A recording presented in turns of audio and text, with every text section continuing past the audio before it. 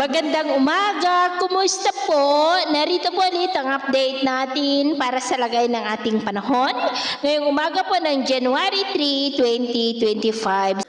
Sa ngayon po ay malakas ang bugso ng hanging amihan na umiiral dito sa northern part ng Northern Luzon at extreme Northern Luzon, at ang shear line ay nandyan pa rin sa may northeast ng Cagayan, habang easterlies pa rin ang hangin na umiihip sa silangan ng Central Luzon, Southern Luzon at Visayas, at ang intertropical convergence zone ay patuloy po na nag-i-extend sa Palawan at Mindanao. At sa ating long range forecast, wala pa rin naman pong bagyo na namamataan na tatawid sa ating kalupaan for the next 2 weeks. At sa lagay ng ating panahon, ngayong madaling araw po ay may mga isolated rains dito sa ilang bahagi ng Northern Luzon, Central Luzon, Metro Manila, ilang bahagi ng Calabarzon, Mimaropa, Camarines Norte, ilang bahagi ng Panay Island, Basilan at Zamboanga.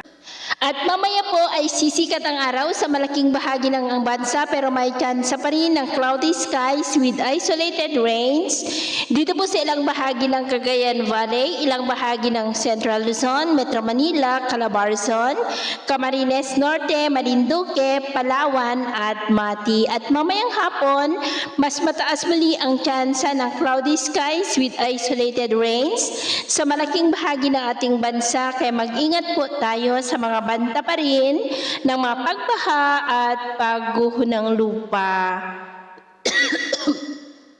At sa atin naman pong mga baybayin, dahil sa malakas na amihan, ay iwasan na muna natin ang papalaot sa mga baybayin ng Batanes, Babuyan Islands, Northern Seaboard ng Cagayan at Ilocos Norte Seaboard, dahil ang mga alon dyan ay posibleng aabot hanggang sa 2 to 3 meters height.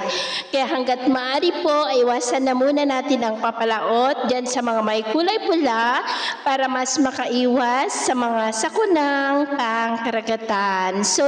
So yun po ng latest update natin sa araw na ito. At ako po muli si Gems na nagsasabing sa kahit na pagsubok po na darating sa ating buhay, huwag na huwag po tayong mawawalan ng pag-asa. Thank you and God bless.